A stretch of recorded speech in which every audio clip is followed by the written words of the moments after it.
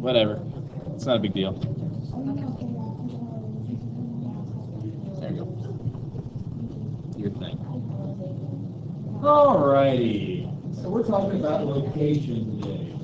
Location, location, location. Where stuff is. And we talked about some of that stuff already. Someone really got guns filled up on the floor already. I don't know who can start there. Green. Yeah, that's one strike. I'll give it 3 strikes. I'm just going to ban gum in here. Yeah, I don't really mind you guys having gum as long as, if you remember asking from the first day, as long as it ends up in the place it's supposed to be. On the floor is not the place it's supposed to be. Neither is in my desks. And the reason I mentioned that is somebody pulled out their stuff one time. It was all in the textbooks and everything. And someone just like take it out of their mouth and stick it in the desk. Like, yeah, people are gross sometimes. Anyways, but you know, I'm saying it to you all spot this thing. Unlike silly. All right, let's talk location plays. So we talked about the idea of hemisphere yesterday, I believe, which is where you divide the Earth in half. Can someone give me an example of, say, where North America is using hemispheres? What 2 hemispheres are we part of? North and West. Good, good, good. And what lines do we use to divide the Earth? The equator and nice, super two. So vibrating the equator, west and east, north and south. Fair enough. What other countries are in North America? Yes, ma'am. Mexico, Italy. And also, obviously, well, that's actually part of Denmark, but technically, sometimes we throw it in there, sometimes not. I meant really more the mainland, to be honest. Other than Canada and Mexico, there is, yeah, the U.S. Didn't expressly say it, so I just want to make sure you guys know we're in North America, right? You know. But one of the things we have to understand is the different types of climates that you have in different places. Because one thing we have to understand about, say, the United States and Canada is to say it's diverse, physically diverse. So is Canada, by the way. I think a lot of folks imagine Canada, if you haven't been there, basically like, you know, Eskimos and moose for some reason. Yeah, everyone says A. Which, you know, granted, the letter A is half their country's name, but just start thinking about it. The thing is it's pretty diverse there too. I mean, the farther north you get, it starts to get Arctic. As far south, I mean, it's basically like the northern part of the United States. However, the U.S. has some of the most diversity. If you look at its lines of longitude, for instance, it stretches all the way, I believe, from 7 degrees north to around 30 degrees south, which is great. Which, again, stretches us all the way from, actually, it's even, yeah, it's not 30 degrees. And 45 degrees, so it's way out here. But even so, that's still a fairly wide band of climates. So that means, by the way, if you're recording, it's actually recording on there right now as well, for yourself. Yeah, if you guys want to go online and go onto YouTube, you'll find the video, and it also is recording your voices. It's not recording anything physical, it's just recording the sound. But just so you know, your voices will be on there too, so I'll be updating that here in a minute. But if you want to find that, go on Edmodo, you'll find it in the library page. If it's not there, let me know, I'll put it on. Okay. So anyways, so in terms of lines of longitude, we're talking about a pretty diverse series of climates. And if you think about it, we have everything from tundra, which is in Alaska, to desert, which is in sort of the south part of the Southwest. You know, it's pretty diverse in that regard. So what's the most common climate found in the United States? Humid continental. Which, by the way, what type of climate do we have in Kentucky?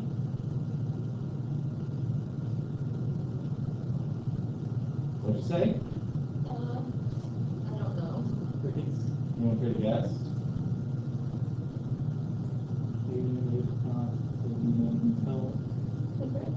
Actually, two continental.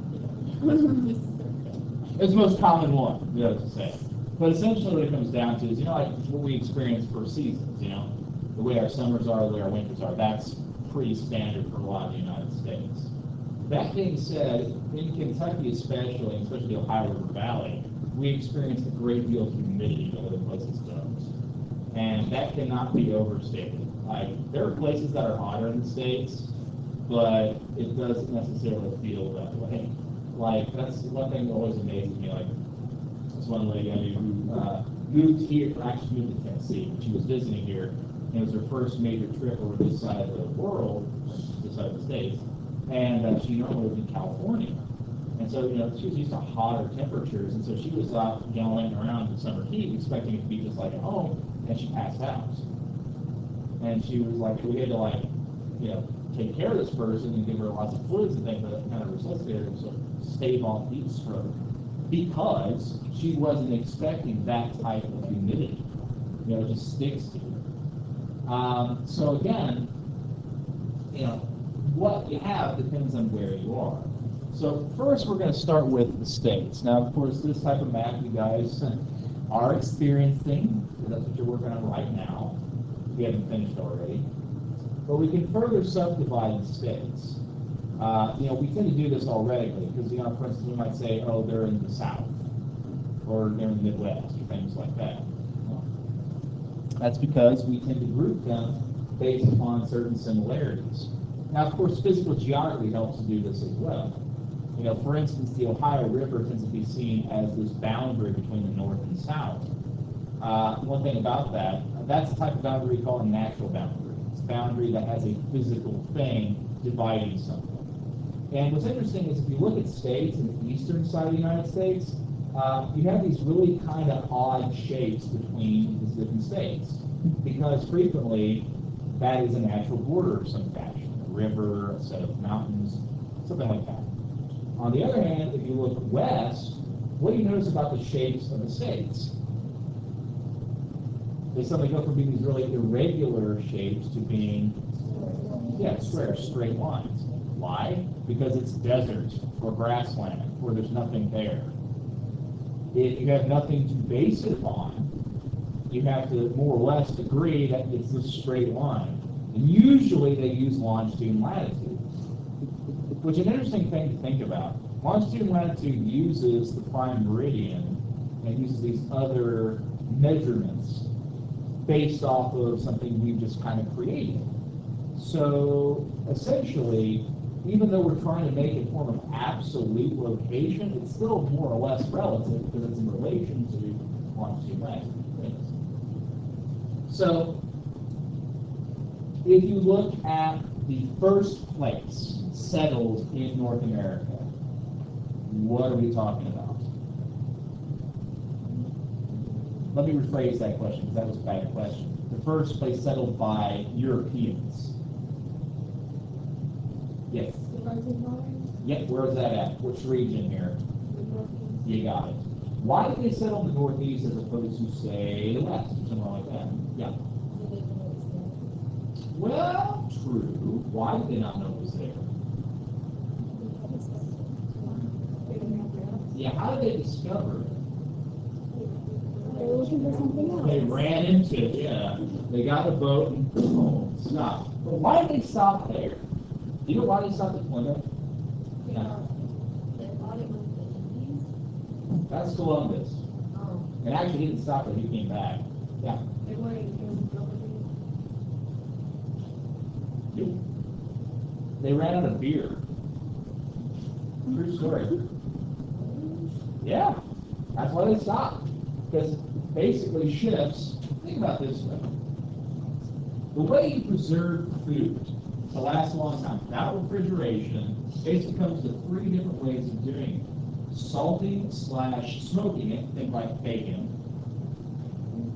Pickling, or you make it into booze. If you think about it, bread is by and large the single most important food item in the world. To this day, we love bread. Even folks who have to go gluten-free still secretly love bread. They just don't love it as food though. So they make gluten-free stuff and try to fix that. But as far as bread is concerned, it goes back pretty quickly, doesn't it? think about it, like if you get like all natural artisan bread, it's like 2 days dead. You know, which is very sad. It's delicious. So, how do you preserve it when you're going on a boat for, say, 3 months? Well, there's 2 ways you can do this. One, remember I was talking about salting? You salt the hell out of this, and you keep it as dry as possible. That's called a ship biscuit, or hardtack. That's another word for it. I've actually eaten hardtack a number of times.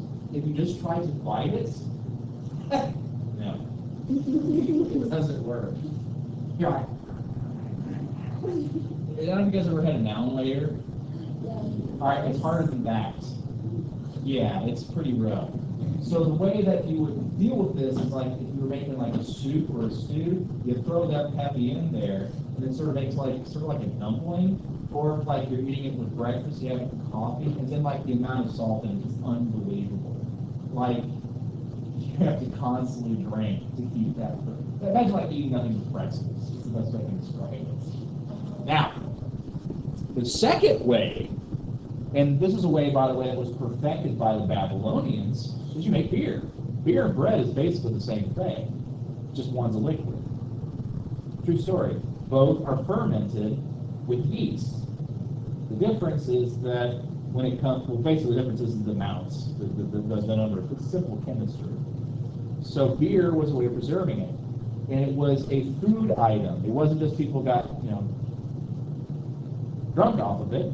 They also use it to basically preserve food for a longer period of time. By the way, there's another way of preserving food. I failed to mention they didn't do this on ships, but you can candy things. Sometimes you get all of the above. For instance, how many guys like fruitcake? Hey, nice. Most Americans don't because we never developed, 1, a taste for it, 2, we never have good fruitcake. Like when you think fruitcake, you think of that nasty, horrible nonsense that comes at Christmas time, and sort of just like cannonball, just no one eats it, except for weird people. But good fruitcake actually is quite delicious. And the basic premise of fruitcake is you take fruit to preserve it by mixing it up with sugar and booze. The traditional way of making fruitcake was you make a very, very dense cake that's basically unleavened. So you don't have the yeast, so it doesn't actually go bad as fast. And then you preserve it with sugar because it's antimicrobial, and you basically soak it up in booze, usually like a brandy or something like that. To put this into perspective, a number of years ago, they actually unearthed in an old monastery, basically they were moving stuff, and they found a fruitcake in a box that had been there for about 1,000 years. Somebody ate it and was fine. True story. I ask my 3-year-old that question a lot, and she never really gives me satisfactory answers. So I'm just kind of like rolling with it. Whatever, what is this putting in my mouth? Well, the worst thing was we were in a grocery store and she found like a piece of popcorn on the floor. She would just grab it and ate it. I was like, oh, don't do that. And I was like, well, every kid does it, I guess. At least it was actually food, as opposed to like dirt or a bug or something like that. Gosh, it's worse than dog. But anyways, so, this is one of those ways of preserving foods. Back to the original point. So they were crossing over, they were running out of supplies. The thing about it is that instead of saying they ran out of beer, I said they were running out of food. Time to stop. We got to get some more. And that's what they did. And they settled where they did. Now the other thing that's important is on the East Coast. It's the closest point from, if you look at Europe, to get there. They stopped there because they wanted a seaport back home. And that's something to consider. The early colonists in North America were European. Now, we're saying freedoms. They weren't really so much concerned about political freedoms as much as religious freedoms. We'll get to the history of it later. But when they settled here, that whole idea kind of permeated the culture. But this was the first area settled. In fact, there's actually 3 different areas historically settled, and things are going to kind of heat up on those 3 groups. You have the English, you have the French, and you have the Spanish. Well, they're south. You also have the Dutch. I forgot to mention that. But any old dude, these 4 groups are going to vie for control of North America. Now, moving on. As more and more Europeans came here, as the colonies expanded, they needed more land. So they sought to expand westward, but there's a big thing in the way. What's the physical geographic barrier that side? Yeah, the Appalachian Mountains. So there's actually, believe it or not, a trail that goes straight through the mountains all the way south. It's the Appalachian Trail. I actually have a map of it around here somewhere, because people still hike it to this day. It takes like 2 months or something like that to fully do the whole thing. So like people will like take a 2-month break from their job and go hike this thing. I hiked like 3 to 4 days of it, and it was pretty rough. I can't imagine doing this. There's actually one dude I remember reading a story of. He did the entire thing while playing a tuba. It's like, what? He had a sousaphone. It was marching tuba. He was playing the tuba as he hiked. And people were like, what's up with the tuba? He's like, well, one, you know, it's by myself, so it's kind of lonely, so you just kind of entertain yourself. 2, it keeps the bears away. 3, you know, just kind of, you know, a conversation starts, like, well, I bet. I just imagine, like, there's this bear out in the woods just, like, eating sand, and so, like, boom, boom, boom, boom, boom, boom, polka music. It's just kind of like, alrighty? You must never know. What was that? Ah, who knew? Maybe we should all, as backpackers, carry tubas. No, that'd be silly. Over your backpack. It's a big thing. Anyways, so let's talk the American South for just a second. Now, this is something I find very humorous about a lot of folks from Louisville, is they forget the fact that Kentucky is a southern state. Yeah. A lot of people deny that. Like, no, it's the northernmost southern. No. You guys know Kentucky was part of the Confederacy in the Civil War, right? True story, bro. Folks don't realize that fact, but it's true. Now, one thing I will say is Louisville's a little interesting place because it tends to be like a northern city, whereas the entire rest of Kentucky is like southern. So it has that distinction as well. But for the most part, that is something I find kind of interesting, especially like, because, you know, it's funny, in Indiana, everyone immediately assumes, like, as soon as you cross the Ohio River, it's like banjos and you know, things like that. It's funny because people I know in Louisville, like, refuse to go to Indiana. Like, I was like, yeah, we're going to have a party at your house. Yeah, I'm not going. Why? You just got to cross the river. Yeah. Like, dude, you're not crossing into Mordor. It's not really, like, you're not going to be attacked by orcs and trolls just sitting across the water. Unless you might be. That's why they say that it's like, a lot of times when they see somebody from Louisville, they ask them to move on where they live. Which, okay, so in high school, a friend of mine was an Italian exchange student. His name was Filippo Bellagio. For what? Filippo Bellagio. Yeah, he's Italian.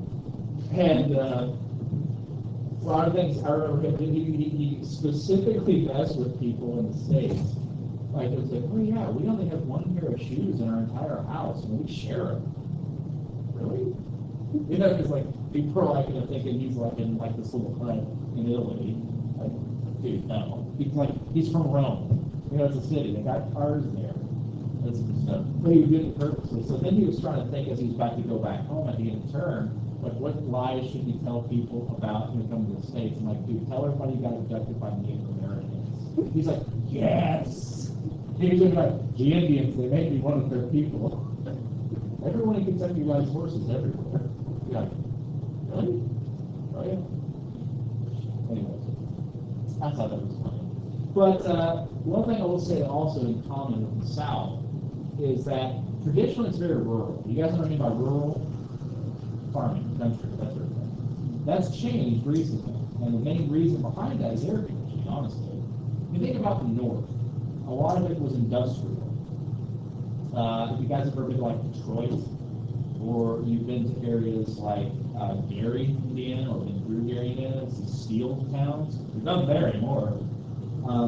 The reason is because after the Civil War, you know, basically this area remained more or less farming, but they relied very heavily on slavery to provide the labor. With that gone, there found to be other types of, you know, businesses, essentially.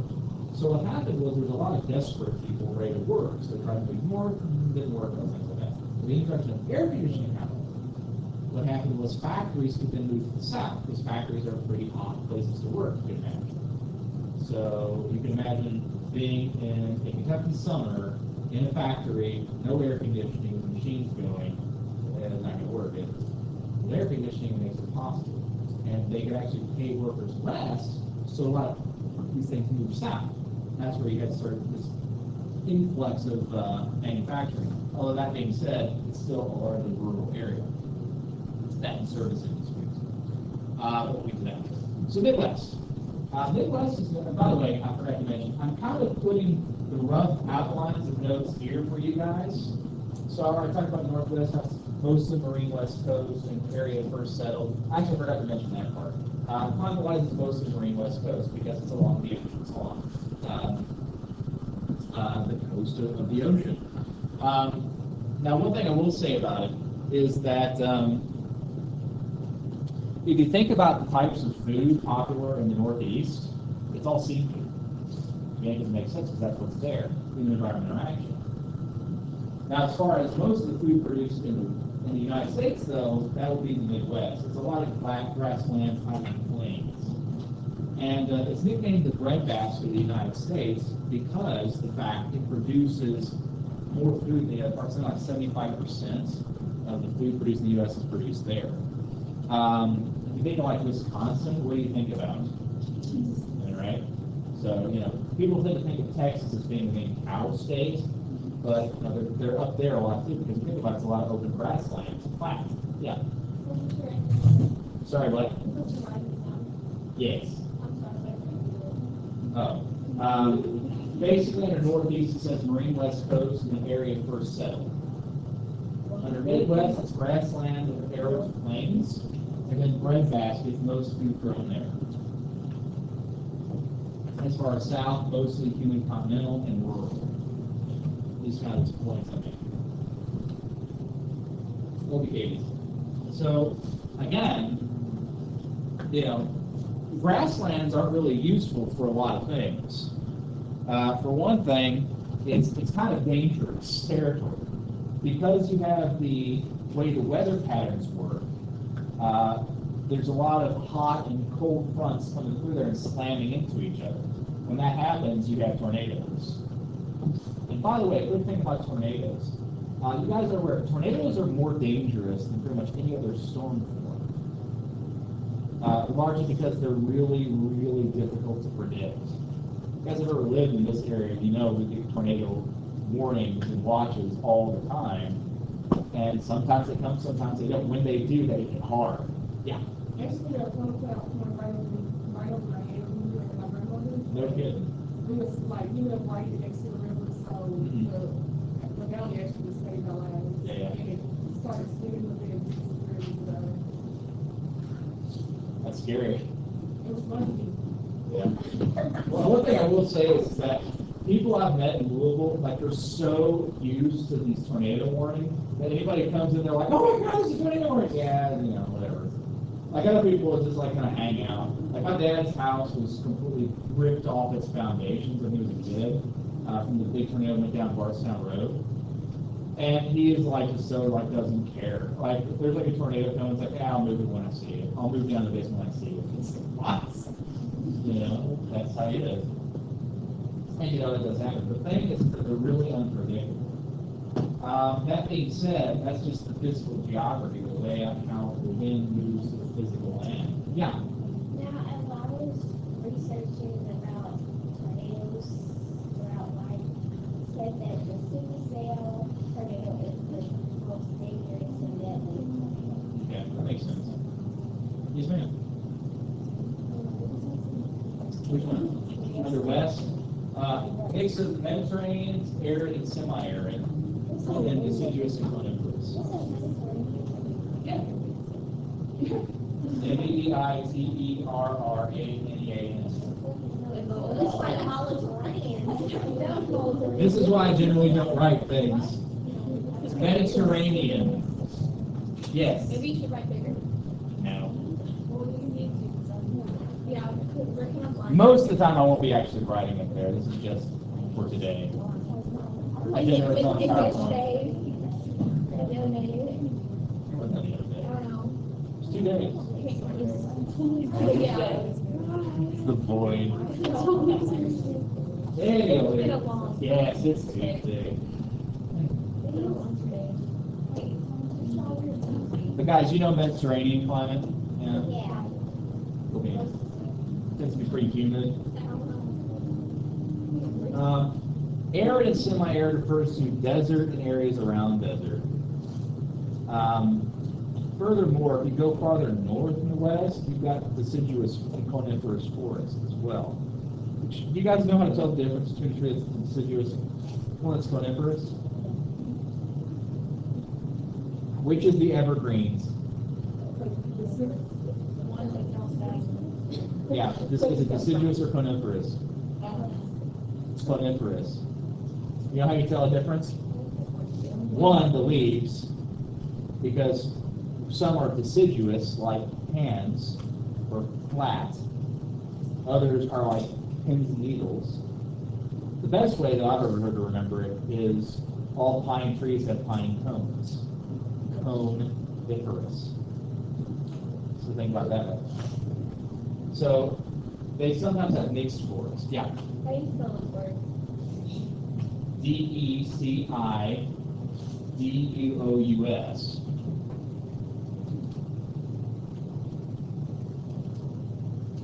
And whenever you're ready, we're coniferous. It's Coniferous. Sorry? You wasn't right. Oh dear. Well, if nothing else, guys, don't forget you can go back and listen to it on YouTube. But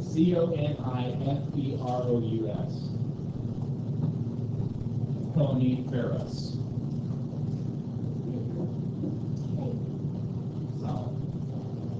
So anyway, and of course, if you go to Alaska and Hawaii, those climates change even further. But regardless, any questions on any of this? Yes, ma'am. It is. I'm saying different types of climates. Yeah, Hawaii's pretty cool. You actually see different types of climates.